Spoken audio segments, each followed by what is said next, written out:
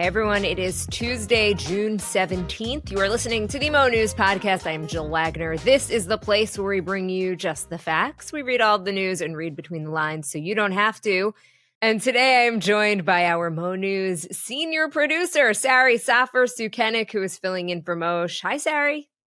Hey, Jill. Good to be back. Great to have you on another jam-packed day of news. We like to joke that Moshe can't take a vacation, but seriously, this like he really can't take a vacation. The amount of news is insane. And by the way, I think he misses it as much as we miss him. I agree. So why don't you give us the headlines? All right, some chilling new details about the attack on Minnesota lawmakers, what we are learning about how much worse the attacks could have been, and whether or not the suspect will face the death penalty. To the Middle East, where President Trump is warning Iranians to evacuate Tehran immediately. The president's leaving the G7 summit early to return to the White House, reportedly asking his national security team to be ready to meet in the Situation Room. Back here in the U.S., the situation at Newark Airport even worse than we thought. Air traffic controllers there have encountered more than 300 equipment failures in just the last 5 months. So what is being done to ensure the safety of America's air travel system? Harvard back in court as it fights President Trump's attempt to deny visas to the university's international students. We'll look at the state of the president's fight with the higher education system, and something Moshe and I have talked about a bit on this podcast. If you're headed to Europe this summer, you might be excited, but Europe, they're not that into you. Workers at the Louvre in France are on strike as protesters in Spain, Italy, and Portugal take to the streets to protest what they see as, quote, Overtourism. And Sari, it is not my forte, but I shall do my best with On This Day in History. Any hints for me? All right, Sari, I don't know if you're too young to get this. If the glove doesn't fit, you must acquit. Okay, I think I have an idea.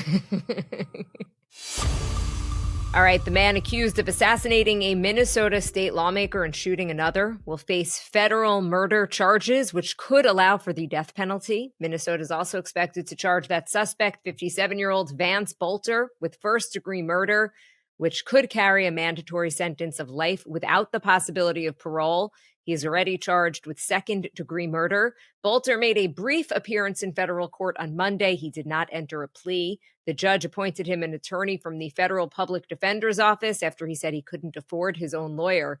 Charging documents released Monday revealed much more about the attacks, including that Bolter went to the homes of 4 lawmakers early Saturday morning, but he was only able to access the homes of State Senator John Hoffman and State Representative Melissa Hortman, both of whom he shot, Hortman fatally. The acting U.S. Attorney, Joe Thompson, said Bolter planned his attacks carefully, researching his victims and their families, and, quote, conducting surveillance of their homes. Take a listen. Political assassinations are rare. They strike at the very core of our democracy. But the details of Bolter's crime are even worse. They are truly chilling. It is no exaggeration to say that his crimes are the stuff of nightmares. Bolter stalked his victims like prey. He went to their homes, held them out as a police officer, and shot them in cold blood. And Sari, the details of the attack just show how well planned this was. Absolutely. Authorities gave a presser on Monday and said that Bolter arrived at the lawmakers' homes in a black SUV outfitted with emergency lights and a license plate that read police. He wore body armor, a black tactical vest, and a hyper-realistic silicone mask while carrying a 9mm handgun and a flashlight. His first stop was State Senator John Hoffman's house around 2 a.m., Bolter allegedly pretended to be a police officer when he got to their home. He shined a flashlight in Hoffman and his wife Yvette's faces and said there was a shooting reported in their house. Then he claimed to be a burglar after they doubted his legitimacy. He ended up shooting both of them. Both are alive and remain hospitalized. During the shooting, Yvette actually shielded her daughter, Hope, during the attack. Hope ended up calling 911 and alerted police after the incident. Authorities credit her quick action with saving countless lives because Bolter actually had a hit list of 45 Democratic politicians in his car. Those were names and addresses of those politicians. He also had papers referencing the anti-Trump No Kings protest that we reported on, which were being held later that day. So the Huffman's daughter, Hope, her 911 call alerted police to check on nearby politicians' homes. Federal officials say that next, Bolter targeted at least 2 other state politicians at their homes. One was away on vacation. And at a second location, a police officer actually encountered Bolter in his car, but believed that he was law enforcement. So when the officer arrived, she saw Bolter's car, which again, as you mentioned, was outfitted to look like a police vehicle. So it was parked down the block. She pulled up next to him, rolled down her window, and actually tried to speak with him, but he didn't respond and he just stared straight ahead.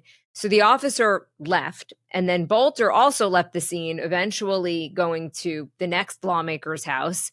And Sari, there's definitely going to be a lot of questions for that police officer about why she didn't stop Bolter at the time before he could continue with this alleged shooting spree.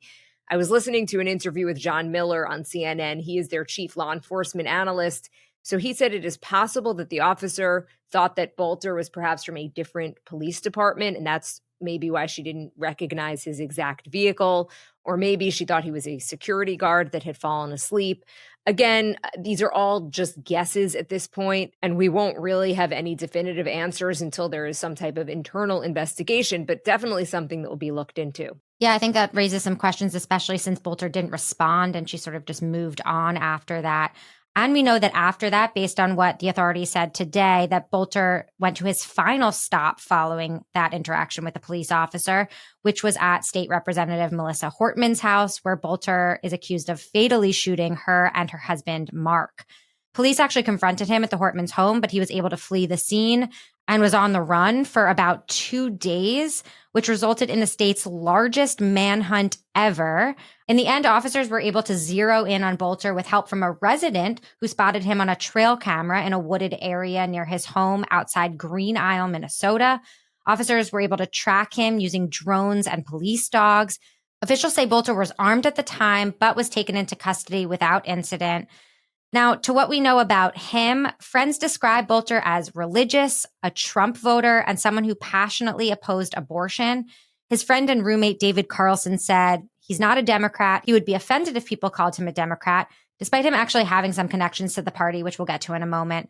But Bolter texted both Carlson and his family after the crime, texting his wife, quote, "Dad went into war last night."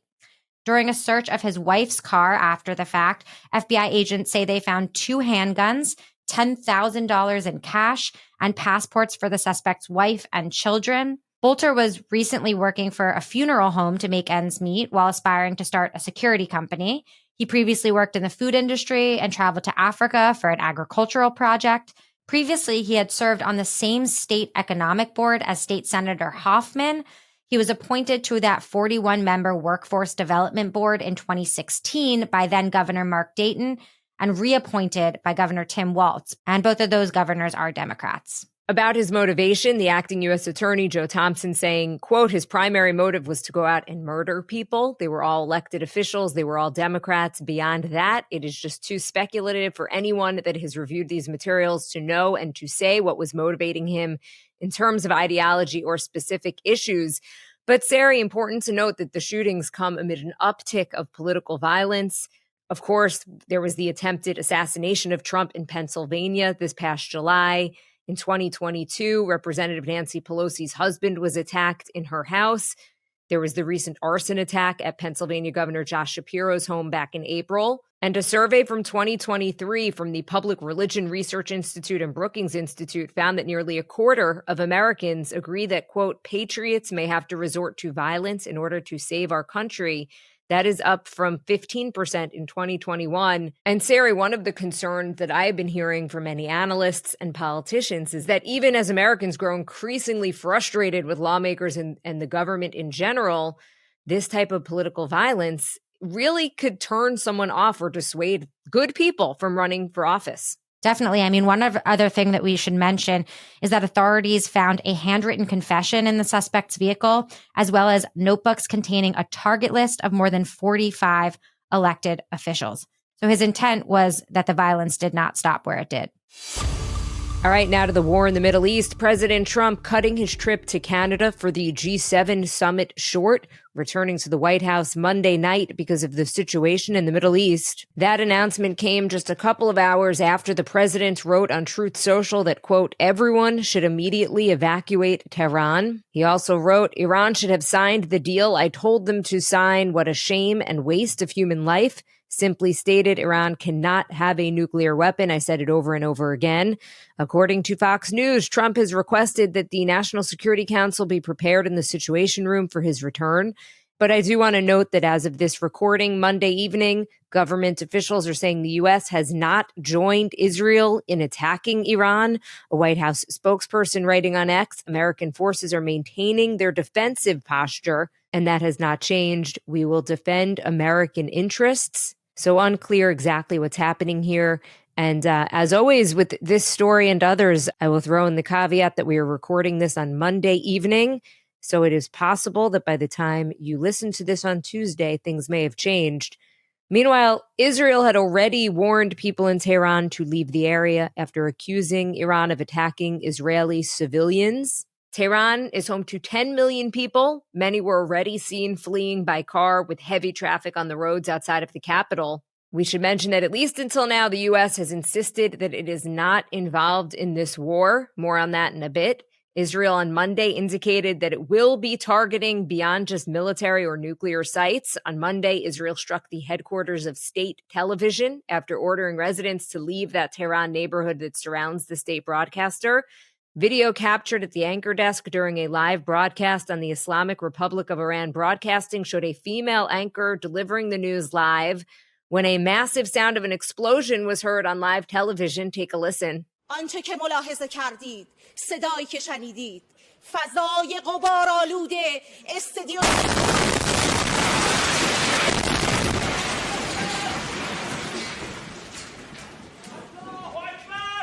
The broadcasts were cut briefly, and then they resumed from a backup studio about 30 minutes later. Iran is widely considered to be one of the most repressive states in terms of press freedom. Journalists who cross government red lines can face severe consequences. Israel's defense minister defended the strike on the broadcaster as targeting Iranians, quote, propaganda and incitement. The Israeli military later said in a statement that its Air Force had struck the building to target a, quote, communication center that was being used by the Iranian military under the guise of civilian activity. The attack on the state-run broadcaster seems to be a sign that Israel is acting with increasing confidence as it tries to destroy Iran's nuclear and military infrastructure. We should note that after Trump made that post to Truth Social, there were reports of explosions and heavy air defense fire in Tehran. Israel also said earlier Monday it had attacked the headquarters of Iran's elite Quds force in Tehran. The extent of any casualties or damage couldn't immediately be verified independently, but the Quds Force is an elite unit within Iran's Islamic Revolutionary Guards Corps, tasked with overseeing the country's foreign operations and support for proxy groups across the Middle East, and it reports directly to the country's supreme leader, Ayatollah Khamenei. The Israel's military chief spokesman claimed on Monday that its forces had achieved, quote, full aerial superiority in the skies over Tehran. Jill, there's also been new talk about whether Israel is looking to target Iran's supreme leader. Yeah, so Netanyahu was asked Monday in an interview with ABC News about reports that President Trump rejected an Israeli plan to assassinate the Ayatollah over concerns that it could escalate the conflict and then open the door to Iran assassinating other world leaders in retaliation. Take a listen. It's not going to escalate the conflict. It's going to end the conflict. We've had half a century of conflict spread by this regime that terrorizes everyone in the Middle East, has bombed the Aramco oil fields in Saudi Arabia, is spreading terrorism and subversion and sabotage everywhere. That's the forever war is what Iran wants. And they're bringing us to the brink of nuclear war. In fact, what Israel is doing is preventing this, bringing an end to this aggression. And we can only do so by standing up to the forces of evil. So a couple of modes of thinking here that Netanyahu is very seriously considering taking out the Ayatollah, and talk of regime change is real and would soon be a stated goal of the war. It is not a stated goal of the war yet. Or that this is perhaps part of a pressure campaign to get the Iranians to the negotiating table. and to really agree to dismantling entirely their uranium enrichment program. But as for this idea of regime change, political scientist and friend of the podcast, Ian Bremmer, says it isn't so simple. Take a listen. If there's going to be a regime change, it's not because the supreme leader's been taken out. It's going to be because the Iranian people have suffered enough and are going to stand for themselves. Israel cannot make that happen. The United States cannot make that happen. And frankly, even if there were an effort at regime change, it is probably at least a coin flip that it is brutally repressed and the military takes over. So later on in the same conversation, Jill, Bremmer actually compares the situation in Iran to that in Syria, where, as you might remember, a civil war led to President Bashar al-Assad being overthrown, and then that ushered in new leadership. But Bremmer is actually saying that the two are not similar because Iran has a greater capacity to suppress revolution from its own people than Syria did, because Syria has a, quote, much less capable military. Meanwhile, in the conflict with Israel, Iran continues to return fire by launching huge barrages of ballistic missiles, striking several Israeli cities early on Monday, killing at least 14 people, according to Israeli officials. Speaking at the G7 summit in Canada, President Trump offered his assessment of the escalating conflict. Take a listen. It's painful for both parties, but I'd say Iran is not winning this war. And they should talk, and they should talk immediately before it's too late. So since Israel began attacking Iran early on Friday, Israeli strikes have killed at least 224 people in Iran, according to the country's health ministry, and injured more than 1,400 more people.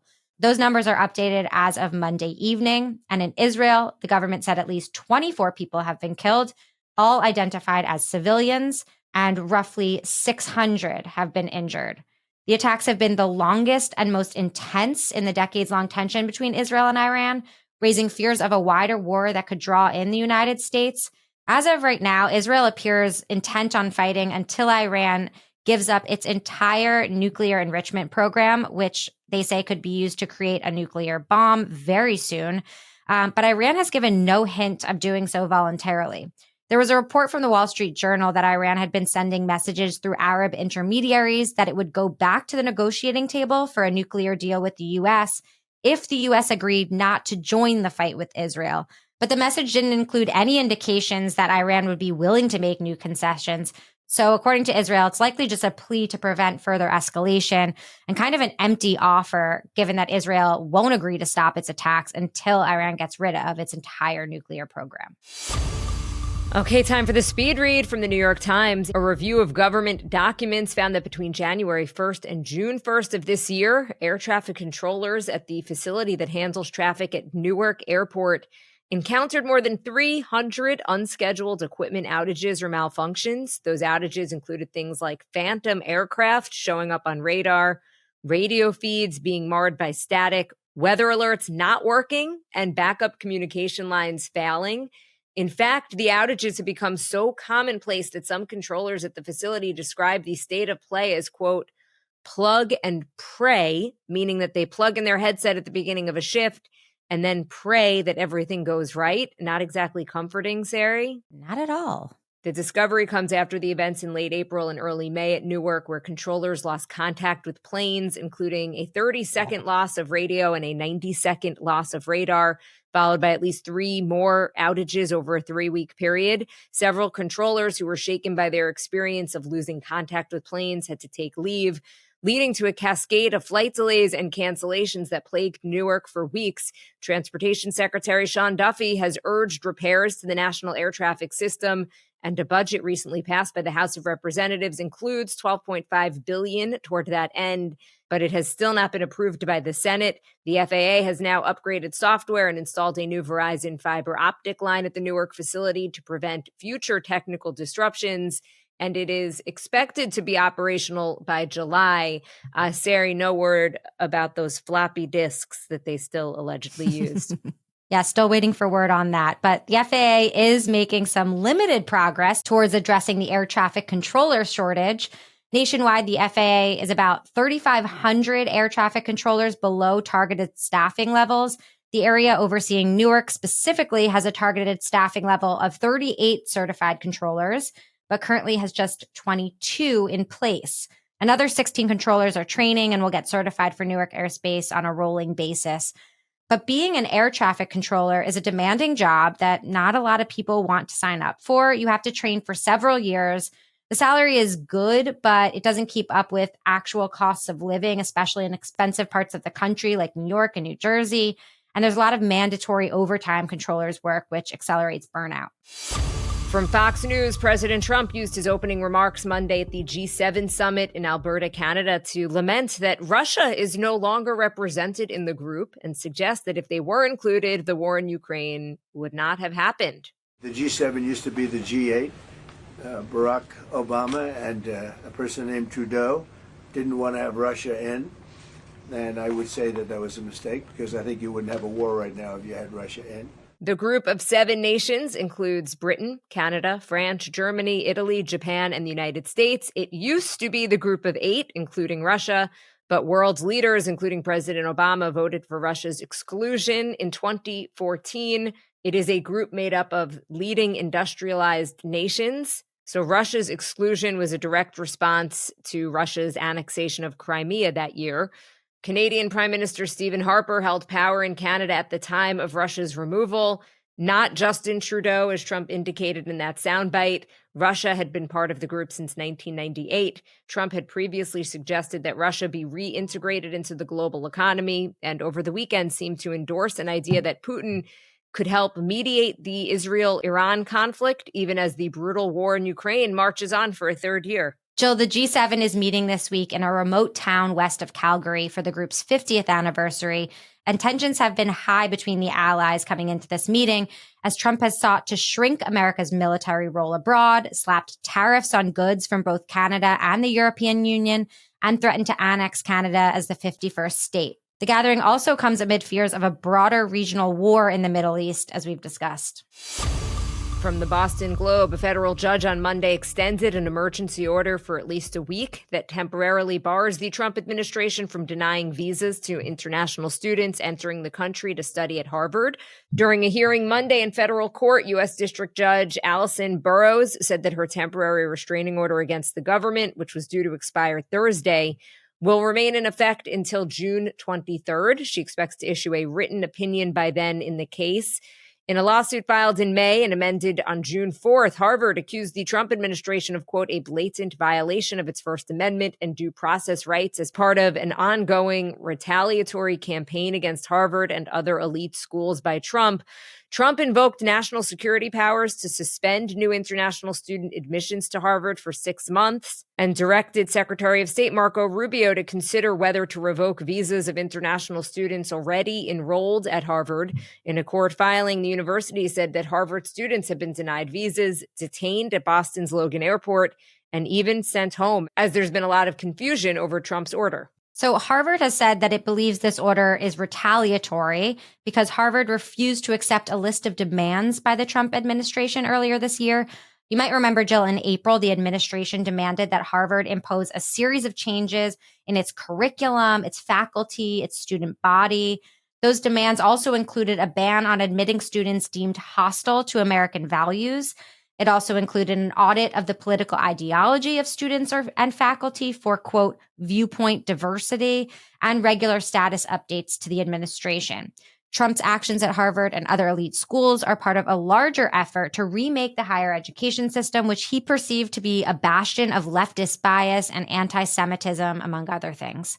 Harvard is the oldest and wealthiest university in the U.S., and the Trump administration has launched a multi-front attack on the school, freezing billions of dollars in grants and other funding and proposing to end its tax-exempt status, prompting a series of legal challenges. Regarding the case against international students, foreign students comprise about 27% of Harvard's 25,000 student population, meaning the university has nearly 7,000 international students, primarily from countries like China and India.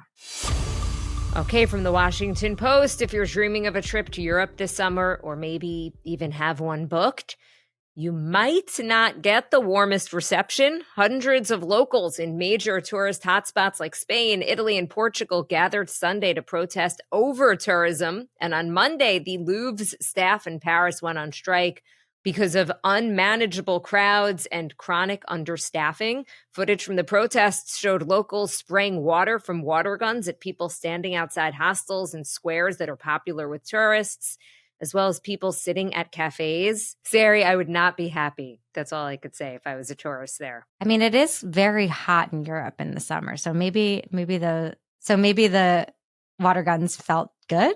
I don't know. That is the silver lining, I guess, Sari. The Louvre's spontaneous strike erupted Monday after staff refused to take up their posts in protest of the crowds and understaffing. And it is very rare for the Louvre to close its doors. It is the world's most visited museum. It has closed during wartime, during the pandemic, and there have been a handful of strikes, including spontaneous walkouts for overcrowding back in 2019 and safety fears in 2013. So, Jill, at the center of the Louvre strikes is actually the Mona Lisa, which draws roughly 20,000 people a day to snap selfies at the museum. The scene is often noisy and so dense that you can barely see the artwork. I've actually seen this firsthand myself. Have you been to the Louvre, Jill? Years ago, yes. Me too, years ago. And I was shocked by how many people were crowded around this tiny painting. Definitely a lot of selfies being taken. Definitely not comfortable. I can't imagine what the museum workers have to deal with every day, making sure that everyone stays safe. And the numbers are actually astonishing. The Louvre welcomed 8.7 million visitors last year, more than double what its infrastructure was designed to accommodate.